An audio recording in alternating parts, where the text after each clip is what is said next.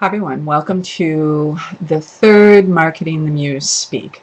The first two were focused on one author who got some really good responses from two editors and a couple of agents that he sent his memoir to.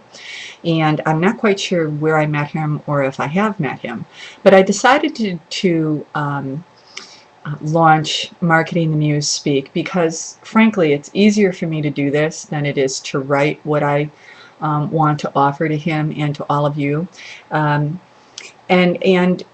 I think this is a really good opportunity for those of you who are just beginning to kind of see what's down the road.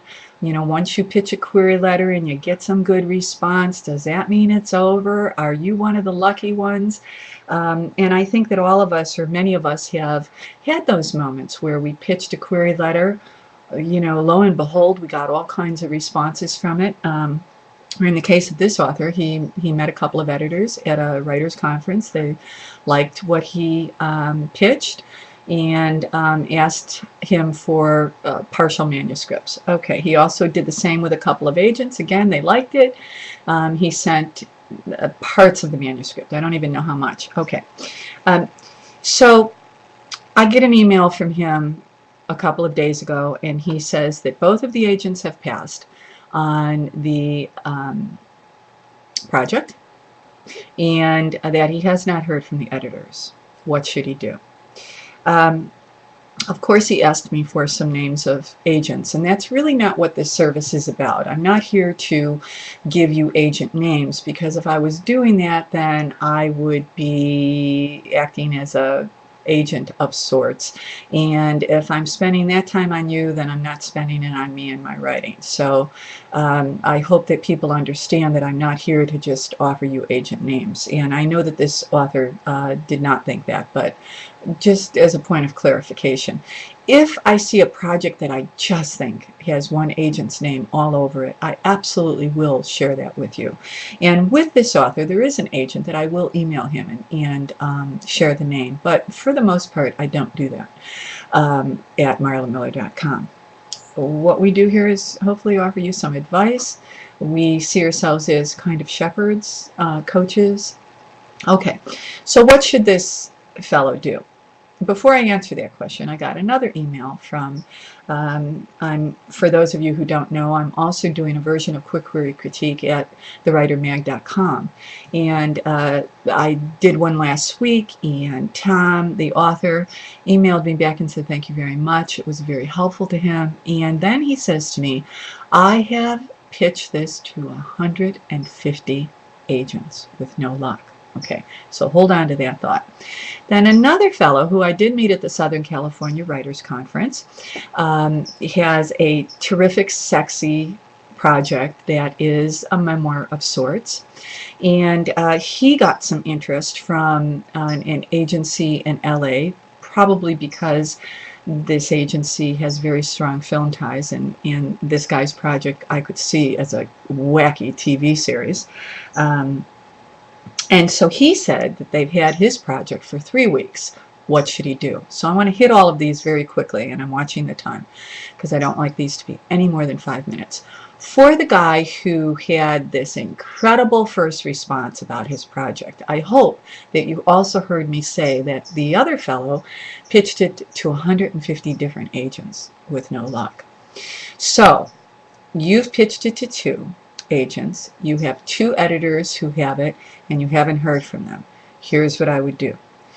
Contact those editors and ask them for some feedback, because that feedback will be valuable to you, whether it's a rejection or not.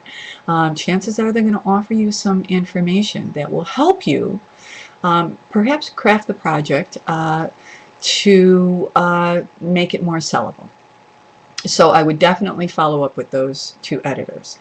I would also ask the agents who passed on this, why did they pass? And it might be past the opportunity for you to do that, but I would do that. Give me something. I will tell you that I have gotten lots of rejections in my time, and the ones that really are helpful are from agents who, you know, spend 5 minutes to tell me what it was about the project that just didn't work for them. So I would do that with all agents who reject my stuff. all of them. For the fellow who pitched to an LA agency, I think it was one of the big ones like William Morris, it's been 3 weeks. Those agents have had your project for 3 weeks. Pick up the phone. I know you're not shy, so pick it up and ask them what's up. For the author on the road who has pitched to 150 different agents, you know, keep pitching, but I also would encourage you to take a look at all of the rejections, see if there's any similarity in any of the feedback that they offered you, and you might have enough information there to maybe tweak the project or recraft it. Again, there's no success like failure, and I hate to say that, but it's really, really true. And then the last thing that I want to say is, many of us have been in a position where we sent a query letter and boom, they loved it, and it sent us sailing. I know, I've been there. I've also fallen really hard when they have said no thank you. As I suspect that at least one of these authors on the road, you know, might be feeling a bit blue. But remember, you have only pitched this to 2 agents. You only have 2 editors' eyes on it. Keep pitching. This is a time when authors really have to believe in themselves. And so I hope this is helpful to you. You know, it's a cheerleading, marketing the muse speak of sorts. And every once in a while, we do need some cheerleading.